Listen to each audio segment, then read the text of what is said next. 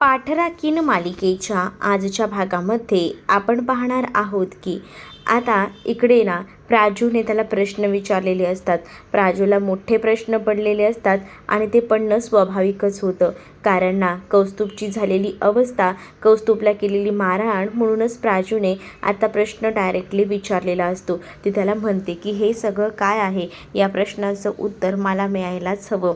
मग तेव्हाच ना तो थोडा गोंधळलेला असतो. हे सुद्धा कुठेतरी ना समजत असतं. तेव्हाच ती म्हणत असते, पण तुझी ही अवस्था या लोकांनी का केली? तेव्हा कौस्तुभ खोटं कारण देत म्हणत असतो की बघ ना, किती दिवस मी फक्त काम करत राहू, म्हणून मग मी विचार केला होता की काहीतरी साईड बिझनेस करायचा आणि यासाठी हे सगळं काही प्लॅनिंग केलं. साईड बिझनेस करायचं ठरवलं, म्हणूनच त्यांच्याकडनं उसने पैसे घेतले होते आणि ते उसने पैसे डुबले, काही जमलंच नाही ना, त्यामुळे हे सगळं काही झालं, असं खोटं कारण आता तो देऊ लागतो. तेव्हाच प्राजू जी आहे ती मात्र म्हणत असते, पण जरा विचार करून ना, आधीच तुला माहिती नाही सगळं काय झालं आहे, पण त्याच्या आधी ना आपण एकदा मामाशी हे सगळं बोलून घेऊया, मी मामाला सगळं सांगते, असं देखील प्राजू म्हणत असते.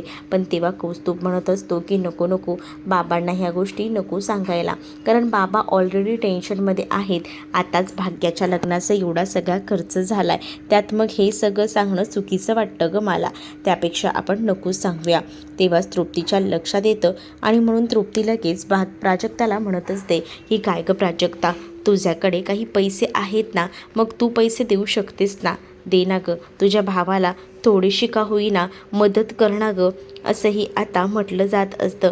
आणि जेव्हा या सगळ्या काही गोष्टी बोलल्या जातात ना, तेव्हा कौस्तुभ मध्ये पडत बोलत असतो की नको नको प्राजू, तुझे पैसे ते काय आहे ना तुझ्याकडनं घेतले असते, पण मी ऑलरेडी ना केलेलं आहे माझं काम, म्हणजेच मी आधीच ना थोडा अर्ज केला होता लोनसाठी आणि ते होणार आहे.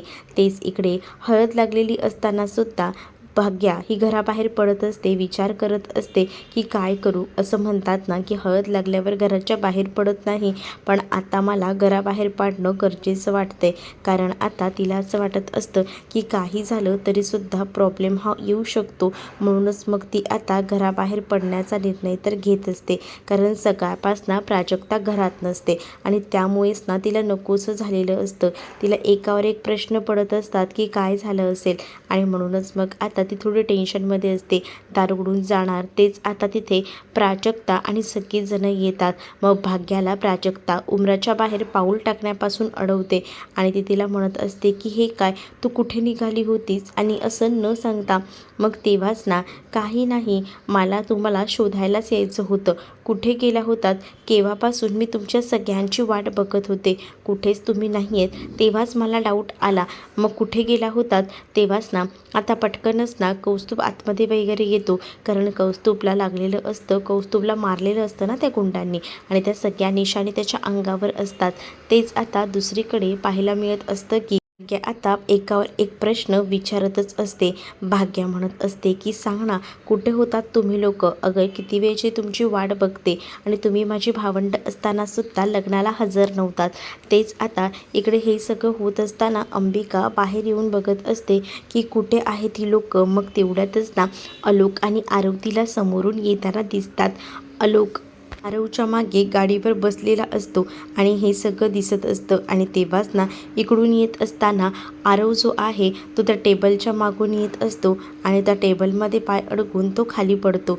तो जसा खाली पडतो तेव्हा पूर्ण चिखल तिथे असतो, कारण ऑलरेडी तर पावसात ते भिजलेले असतात. आरव चिखलात पडल्यामुळे आलोकलाही हसू येतं. आलोकही त्याच्याबरोबर खाली बसतो. दोघंही भाऊ ना बऱ्याच दिवसाने एवढे हसत खिदळत असतात. म्हणजेच या सगळ्यामध्ये ना आरवला सुद्धा बरं वाटत असतं की आपल्या भावाच्या चेहऱ्यावर हसू त्याने बघितलेलं असतं. मग तो आता त्याच्याशी बोलत असतो आणि म्हणत असतो की मला कळलं बाबा, मार्केटमधनं तुझी हवा खूप मोठी आहे ती, असं देखील आरव आता आलोकला बोलत असतो. तर आलोक म्हणतो की कशाबद्दल बोलतोयस तू? तर आरव म्हणतो की अरे तू काय ते मार्केटमध्ये धुलाई केली ना, त्याबद्दलच मी बोलतोय. अरे येत होतो मी तिकडनं, ती माणसं ना नुसती घाबरलेली होती बघ तुला, असंही आता आरव जो आहे तो आलोकला बोलत असतो. यांच्या गप्पा छान अशा रंगलेल्या असतात आणि तेव्हाच ना हे सगळं बाहेरून उभं राहून अंबिका बघत असते. अंबिकाला हे सगळं बघून खूप जास्त आनंद होतो. ती फायनली विचार करते की चला सगळ्या काही गोष्टी व्यवस्थित होत आहेत. तेच आता इकडे सगळीजणं शोधाशोध करत असतात. तर तेवढ्यातच अंबिका आतमध्ये येते आणि अंबिका जशी आतमध्ये येते तसं आतमध्ये येऊन ना ती आता सुलक्षणाला सांगत असते की वहिनी आलोक आणि आरव आलेले आहेत. मग आता कुठे आहे आलोक, दाखव मला, असं बोलून सुलक्षणाबरोबर ती आता बाहेर जाते. अंबिका आणि सुलक्षणा बाहेर जातात, त्याचबरोबर सगळीजणं त्यांच्या मागोमाग जातात. तर बाहेर जाऊन सुलक्षणाने आता ते अविस्मरणीय दृश्य बघितलेलं असतं, ज्यामध्ये आरव आणि आलोक जे आहेत ते आता दोघंही जण एकत्र बसलेले असतात आणि त्यांचे मस्त अशा गप्पा सुरू असतात आणि दोघंही जण हसताना खेळताना बघून ना इकडे असणाऱ्या सुलक्षणाला सुद्धा बरं वाटतं. म्हणजे सुलक्षणाला असं वाटत होतं की आता या सगळ्यामध्ये केवढा हायपर होऊ शकतो हा, कारण घरात जे काही घडलं होतं त्यामुळे नक्कीच ना आलोक चिडलेला असणार आहे आणि मग आता किती दिवस त्याला लागत आहेत व्यवस्थित व्हायला अशी शंका अंबिकाला असते. पण इकडे एका झटक्यात ना आलोकचा मूड हा रिफ्रेश झालेला असतो. आलोक हा एकदम मस्त त्या आरवसोबत खेळत असतो त्या पाण्यामध्ये, चिखलामध्ये आणि हे सगळं काही लांबून ना सुलक्षणा पाहते. सुलक्षणा विचार करते माझ्या आलोकच्या चेहऱ्यावर असंच हसू मला पाहायचं आहे आणि त्यासाठी मी काही म्हणून करायला तयार आहे, असंही आता ती बोलत असते. तेच अंबिका तिला म्हणत असते की बघितलं का वहिनी, मला तर ना टेन्शन आलं होतं की काय होतंय आणि काय नाही ते, पण एका अर्थी सगळ्या काही गोष्टी ना बऱ्याच झाल्या आणि त्यामुळेच ना आता मलाही बरं वाटतंय. चला आपला आलोक घरी आलाय. पोलिसांना सुद्धा आता सुलक्षणा सांगत असते की तुम्ही आम्हाला एका फोनवर एवढी मदत केली त्यासाठी खरंच थँक्यू, पण आता तुम्ही गेलात तरी चालेल, कारण आता आमचा आलोक जो आहे तो घरी आलेला आहे, असंही आता बोललं जात असतं. मग पोलीसही आता तिकडनं जायला निघतात. पोलीस जसे तिकडनं जातात ना तेव्हा आता सुलक्षणा समोर असलेल्या आलोक आणि आरवचं ते हसू, गोड हसू बघत असतात. सगळ्यांनाच खूप जास्त आनंद झालेला असतो, पण प्रीतीचं मात्र तोंड आता पडलेलं असतं. प्रीती जी आहे ती आता थोडी रागातच असते, कारण प्रीतीने असा विचार केलाच नव्हता की ह्या सगळ्या काही गोष्टी अशा घडतील म्हणून. मग तेव्हाच थोडी नाराजच असते आणि ती मग इकडे तिकडे पाहत असते. तेच आता दुसरीकडे पाहायला मिळत असते की आलोक आणि आरव मस्त असे चिखलात लोळत असतात, छान खेळत असतात आणि त्यांचं हे जे काही खेळणं असतं ना ते बघूनच ना खूपच जास्त आनंद होत असतो. तेच आता दुसरीकडे पाहायला मिळत असतं की सुलक्षणा म्हणत असते की एकदा का ना माझ्या आलोकचं लग्न प्राजक्तासोबत झालं की माझा आलोक मला नेहमीच असाच हसताना दिसेल, असाही विचार ना आता ती करत असते आणि त्यामुळेच ना तिला आनंद झालेला असतो. तर दुसरीकडे अंबिका देवाचे आभार मानत असते, देवाला म्हणत असते की फायनली सगळं काही अगदीच ना बरोबर झालं, नाही तर तिलाही कसं तरीच वाटत असतं. तेच दुसरीकडे आता पाहायला मिळत असतं की भाग्याने हजारो प्रश्न विचारून या सगळ्यांना भंडावून सोडलेलं असतं की तुम्ही कुठे गेला होतात, तुम्ही दोघंही जण हळदीला नव्हतात, काय चाललं आहे तुमचं, मी तर आता तुमच्यावर रागवली आहे, जिथे मला तुमच्या भावंडांची गरज होती तेव्हा तुम्ही नव्हतात आणि हे काय दादाला काही लागलेलं सुद्धा दिसतंय, काय चाललं होतं, काय कुठे होतात तुम्ही सांगा, असंही आता ती एकावर एक प्रश्न विचारतच राहते प्राजक्ताला. आणि आता काय उत्तर द्यावी ना काही सुचत नसतं, पण आता उत्तर दिल्याशिवाय ऐकणार नाही हेही माहिती असतं. मग तेच आता इकडे सगळ्यात मोठ्या अडचणीत ना तर प्राजू अडकलेली असते, सगळीकडून ना तिचं मरण असतं.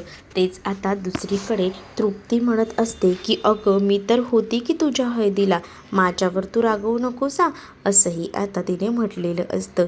तेच आता इकडे ही दोघं कुठे होती माझ्या हळदीला, जी व्यक्ती मला हवे आहेत ते तर कोणीच नव्हतं, असंही आता भाग्या बोलत असते. तेच आता तिने विचारलेल्या प्रश्नांची उत्तरं तरी कशी द्यायची हा मोठा प्रश्न असतो. कसं काय काय बोलायचं, काय सांगायचं, तेच आता इकडे कौस्तुभ जो आहे तो आता विचार करतो की हिला आता काहीतरी सांगावं लागेल, पण खरं कारण काही सांगून उपयोग नाही आहे, खरं कारण सांगायला गेलो तर पुन्हा प्रॉब्लेम होतील हेही आता माहिती असतं. आणि म्हणूनच मग आता खरं कारण न सांगता मुद्दामूनच ना आता खोटं सांगायचं ठरतं, म्हणजे म्हणजेच काय तर आम्ही ना खरं तर एका मोठ्या प्रॉब्लेममध्ये अडकलो होतो. आम्ही ना एका बँजोवाल्याला बघायला गेलो होतो. म्हणजे ते काय आहे ना खरं तर तुझ्या लग्नात आधीच बँजोवाला वगैरे ठेवला होता, पण अचानकपणे ना त्यांचं ते कॅन्सल झालं. मग आपल्या बहिणीच्या लग्नामध्ये असंच कसं ना, बँजो तर पाहिजेच. म्हणून मी आणि प्राजू सगळीकडे शोधाशोध करत होतो आणि आमच्यासोबत तृप्तीसुद्धा होती. त्यामुळेच हे सगळं झालं. मग ह्या सगळ्या गोंधळामध्ये कधी किती वाजले ना काहीच कळलं नाही.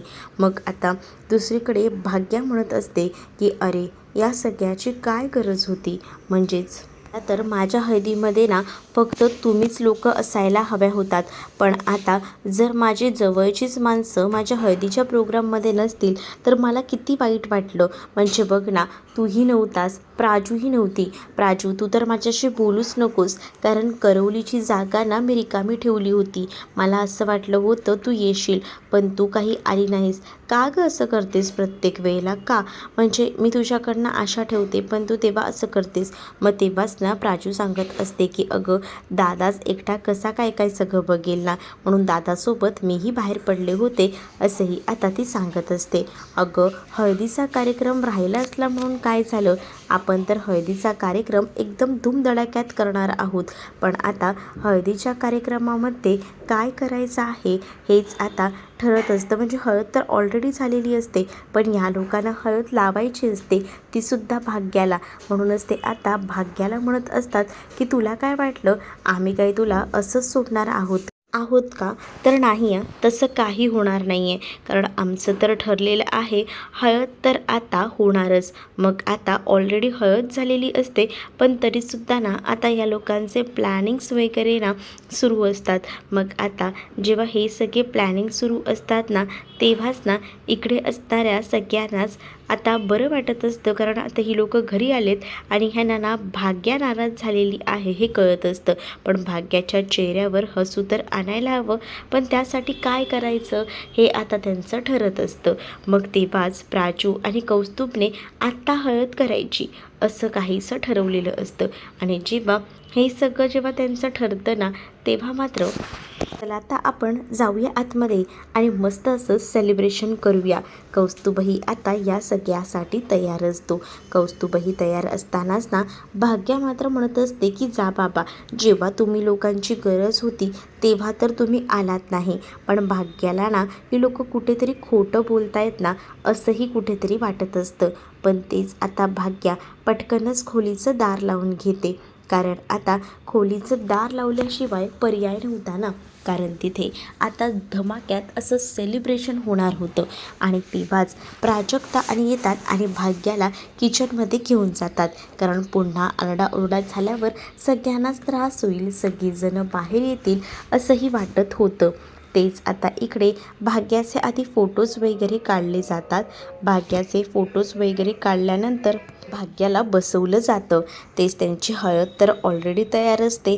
तीच हळद जे आहे ते आता पहिल्यांदा कौस्तुभ लावतो. कौस्तुभ जेव्हा आता भाग्याला हळद लावतो तेव्हा तो थोडासा भावूक झालेला असतो.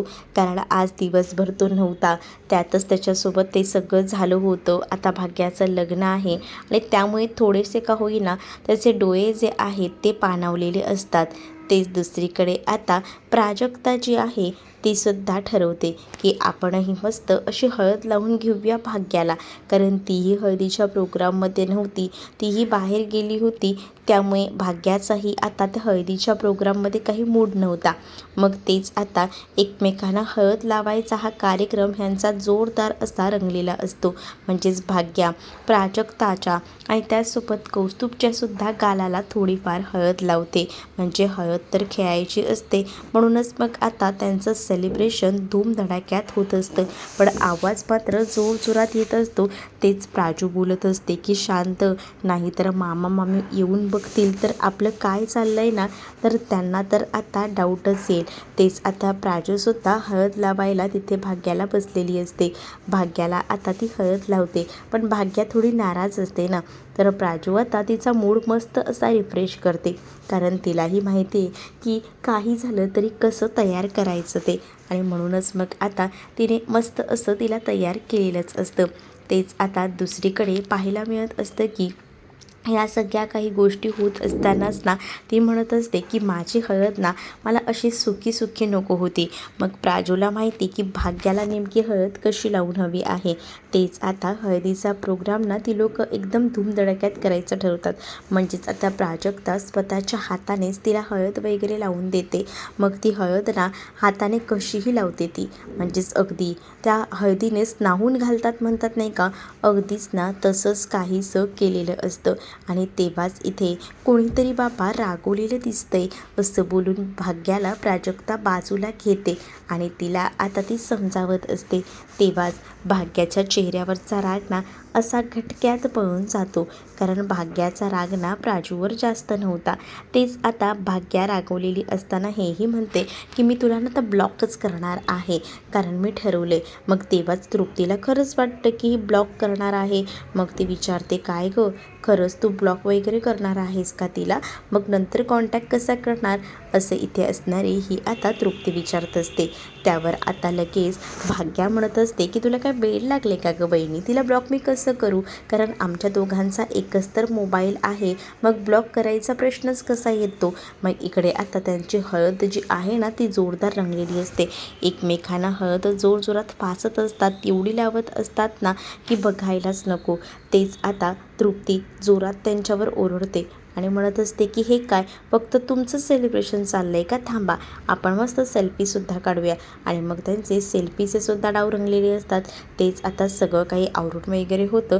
प्राजक्ता रात्रीच्या वेळेला ना थोडा विचार करत असते, कारण जे काही प्रकार घडलेले असतात ना ते तिला आता आठवत राहतात. त्यामुळेच ना आता ती थोडी टेन्शनमध्ये असते. काय करावं कसं करावं काहीच तिला कळत नसतं. तेच आता तिथे भाग्या येते आणि भाग्या तिला विचारते की काय झालं आहे प्राजू. मग प्राजूला भाग्याने असं विचारल्यानंतर इकडे प्राजू म्हणत असते की काही नाही. पण भाग्याला संशय आलेला असतो की प्राजक्ताना नक्कीच कुठच्या तरी आठवणींमध्ये कोणत्या तरी प्रसंगामध्ये हरवलेली आहे. आणि म्हणूनच बघ आता ती तिचा मूड ठीक करण्यासाठी म्हणत असते की ओ हो, म्हणजे तू नक्कीच ना कोणाचा विचार करतेस, मला आता काही गोष्टी क्लिक होत आहेत. तू आलोक सूर्यवंशीचा विचार करतेस ना, मला माहिती आहे आलोकबद्दल विचार करतेस तू. पण इथे आलोकबद्दल विचार करत तर होती, पण इकडे तिच्या डोक्यात वेगळंच सुरू होतं ना. म्हणूनच मग आता ती थोडाफार का होईना टेन्शनमध्ये होती, पण तिचं टेन्शन कुठे कोणाला कळतंय. म्हणूनच मग आता ती थोडी विचार करत असते. तेच भाग्या तिला म्हणते की तुझं जर आलोक सूर्यवंशीसोबत लग्न झालं तर तू सूर्यवंशी घराण्याची मोठी सून होशील ना, कसलं भारी ना. असंही बोलून आता जी भाग्य आहे ना ती प्राजूला सगळं काही सांगत असते.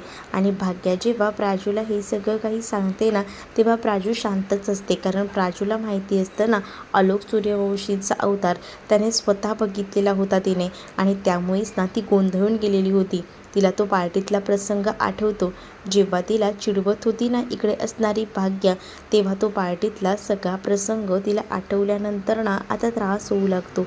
मग तीही विचार करते की हे सगळं असं झालं.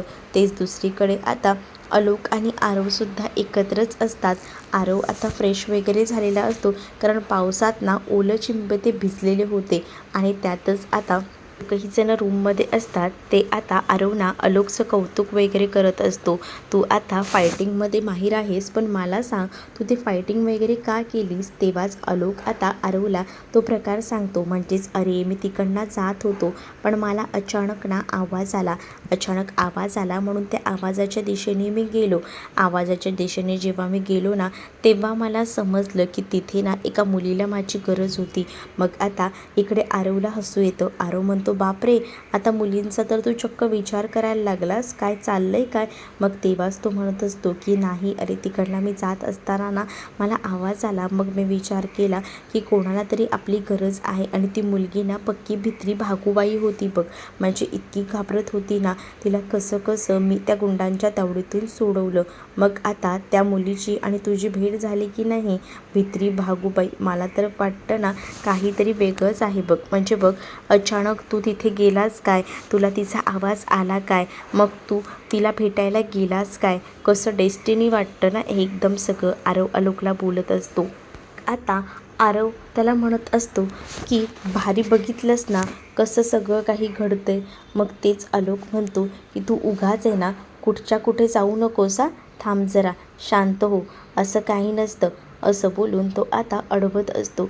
आणि जेव्हा या सगळ्या काही गोष्टी बोलून तो अडवतो ना, तेव्हा मात्र आता आरव त्याला चिडवत असतो. कारण शेवटी ज्या काही गोष्टी होत असतात ते सगळं बघूनच ना आता आनंद तो काही होत असतो ना, तो तर बघायलाच नको. मग आता तो चिडवत काय असतो आणि या सगळ्या काही गोष्टी, आणि त्यामुळेच ना आता आरव त्याला म्हणत असतो की बस बस, आता चिडवणं तर बसच झालं, तू समजतोस तसं काही नाही, असं बोलून आरव आलोकला का होईना शांत करत असतो. म्हणजेच तो म्हणत असतो की बघ ना, आता मला सांग, तू घराबाहेर कसा रागवून पडला होतास ना, मग अचानक तिथे तुला ती भेटली, मग तुमचं ते भेटणं झालं, मग त्या भित्री भागूबाईला तू मदत केली. अरे त्या विचाराने मी बोलतोय रे, जरा विचार कर ना तू पण. असंही आता आरव जो आहे तो आलोकला बोलत असतो. आणि आलोकला जेव्हा ह्या सगळ्या काही तो गोष्टी बोलतो तेव्हा मात्र आता आलोक तर शांतच राहतो. आलोक त्याला म्हणत असतो की तुझं तर ना आता भलतंच सुरू असतं, काय बोलावं तुला मलाच कळत नाही आहे, असंही आता म्हटलं जातं. तेच इकडे प्राजक्ता थोडा विचार करत असते. तेच आता भाग्याने तो व्हायरल झालेला व्हिडिओ पाहिलेला असतो, ज्यामध्ये खरं रूप जे आहे ते समोर आलेलं असतं, ज्यामध्ये खरं तर सूर्यवंशी कसा आहे आलोक ते कळलेलं असतं. आणि त्यामुळे ती म्हणत असते की मीच तुझं लग्न आता त्या आलोक सूर्यवंशीसोबत होऊ देणार नाही, असंही आता भाग्याने प्राजूला म्हटलेलं असतं. तुझ्यासाठी आपण एक मस्त असा मुलगा बघूया, अगदी रोहनपेक्षाही चांगला. मग आता प्राजक्ताही हसू लागते. मला हा भाग कसा वाटला हे नक्कीच मला कमेंटमध्ये सांगा. अशाच अपडेटसाठी आपल्या चॅनलला सबस्क्राईब करायला विसरू नका. चला तर मग भेटूया पुढच्या भागामध्ये. तोपर्यंत टाटा बाय. व्हिडिओ आवडला असेल तर लाईक करायला विसरू नका.